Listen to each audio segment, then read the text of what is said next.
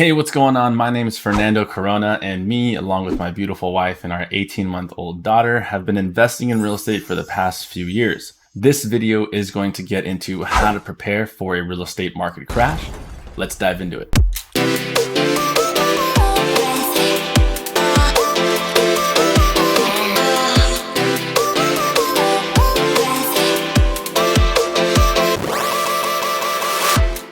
So before we can actually talk about preparing for the real estate market crash or thinking about into the future, we kind of have to look backwards. And when we look backwards, because we've only been invested in real estate for 2 years, so we have to look historically, like what has happened in these moments, and then look at how the market's shifted, and then we can create a plan from there.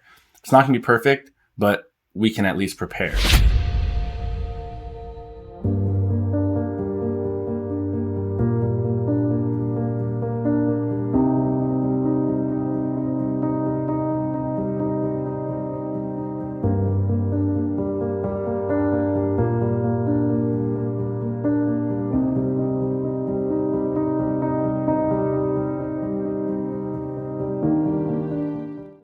Some of the things that have happened, right, just recently, there's been stimulus checks, right? Real estate market has hit record highs, and a ton of companies are borrowing money, billions of dollars, multiple billions of dollars. And you got the Federal Reserve that has been buying mortgage-backed securities. So that way interest rates had been like record lows, right? Like maybe 1-2%, just like insanely low, which made borrowing money very cheap, which made everybody want to go and buy assets with it, right? Borrow money, go throw it in stocks, borrow money, go throw it in homes, right? There's a ton of stuff that you could do with that money. Companies borrowing money, throwing it in their own company, and then expanding. That's good. When you have fear of a recession, like during COVID, they said, okay, well, we want expansion, so let's drop the interest rates, get money flooded into the economy. Boom. That was a thought process there. Okay, well, we're in the future now, so no use crying over the past of how we could have resolved it. So now let's talk about what's currently happening, right? What are the consequences of all that happened just in the past 2 years? What's happening right now that we're all kind of, having to face? So we're seeing like rising prices in goods and services, right? That's inflation. And you'll see inflation has hit like 8% or 8% month over month, whatever it is, right? So that's probably inflation has hit, greater than 8%.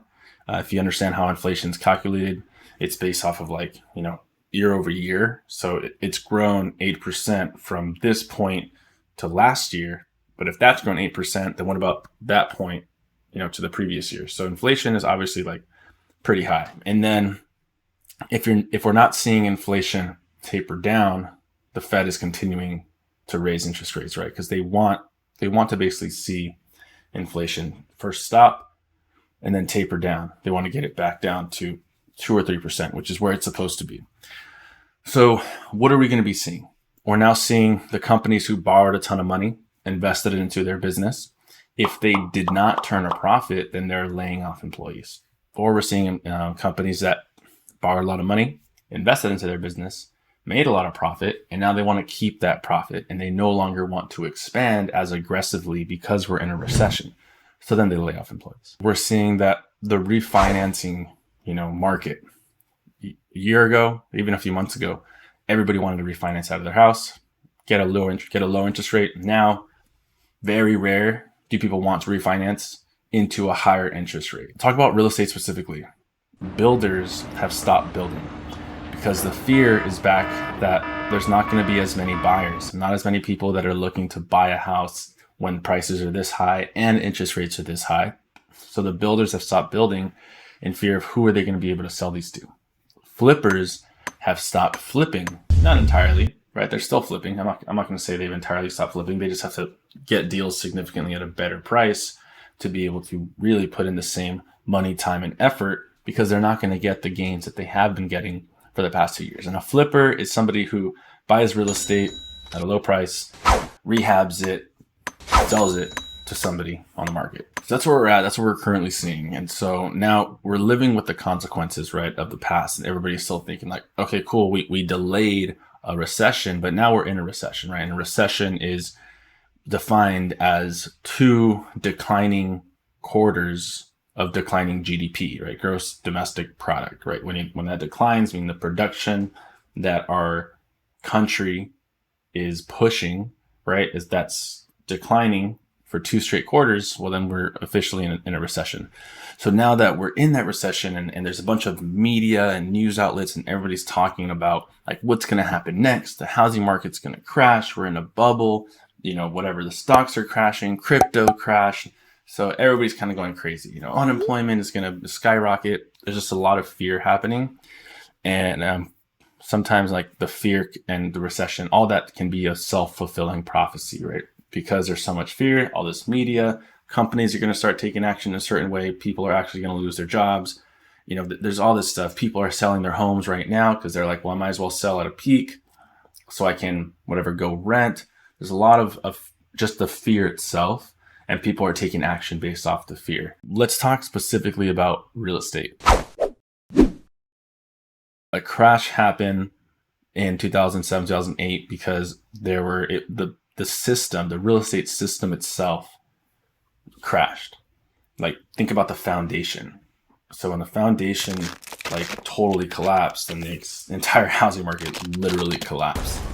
But now that the foundation is solid, right, you have actual homeowners with significantly high credit. You have actual homeowners with significantly high equity in their homes. You have homeowners that have significantly low interest rates. There's no reason for them to completely flood the market with their properties. Now, people would say, okay, what happens if unemployment continues to rise? Well, if unemployment rises significantly, those people still have so much equity in their homes, they're not going to be foreclosed on.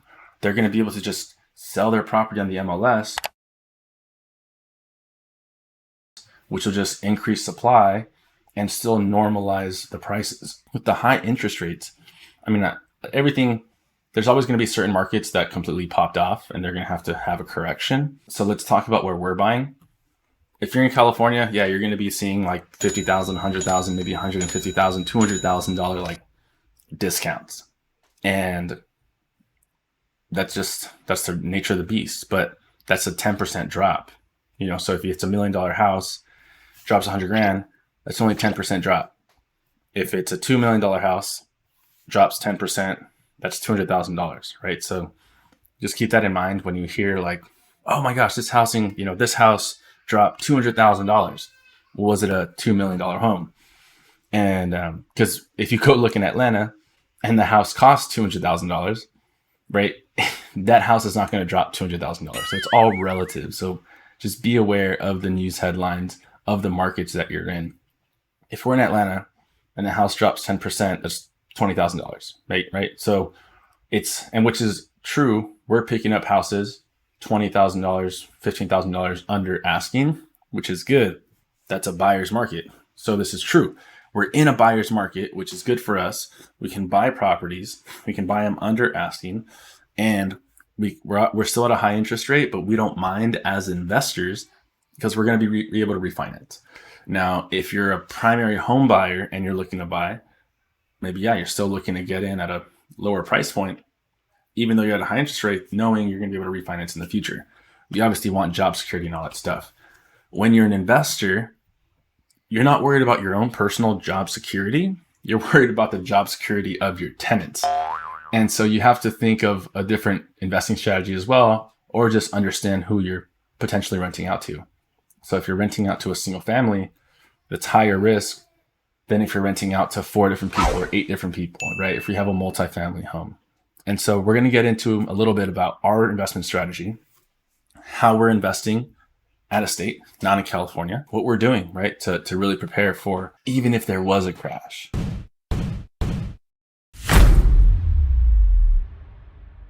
So let's get into what we're doing on our end.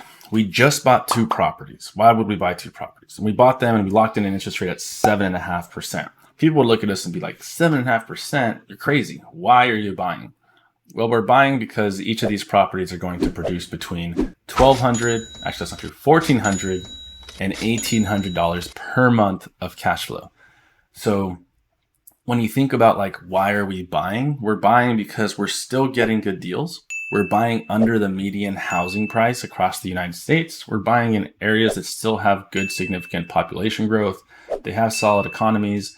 There is enough industrial production to sustain a workforce. And the types of properties we're getting into are meant to mitigate the risk. What do I mean by that? I mean that we are renting by the room in a single family home.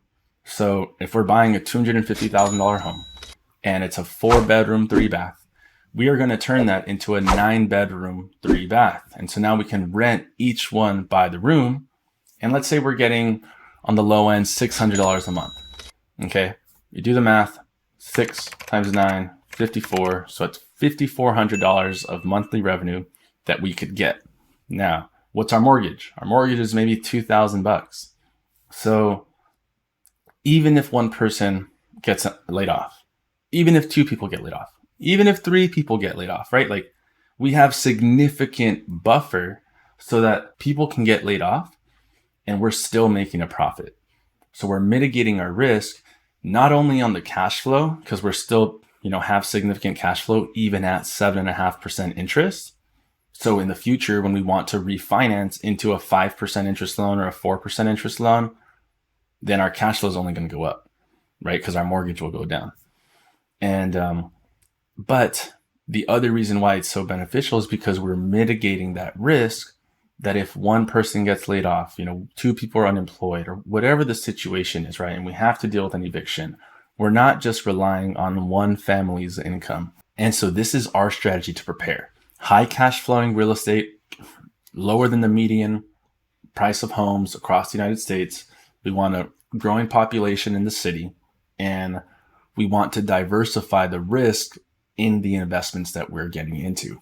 So it's not one family that we're just renting it out to, because yes, something happens, you have one family, it's a higher risk, right? And that's why people invest in multifamilies. And this is what we're basically doing. We're splitting up a single family home into 8 or 9 units. It's essentially becoming like a multifamily. Now, we don't have to get into the, all the comments that might come. Is it zoned? Is it permitted? There's a lot of those questions. And I have other videos that you can explore the actual investment model. But really quickly, it is called Pad Split. We'll put it here. Go ahead and check them out. I'll actually put a referral link down in the description. So that is how we're going to prepare for the market crash in real estate. And if you agree with any of this, awesome. If you found value from this, please, hit the like button, subscribe. That's going to help really me know that you guys are appreciating this content and that I should continue putting out more like it.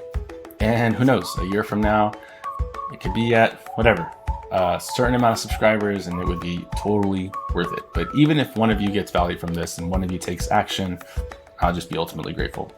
So we'll see you guys in the next YouTube video. Take care.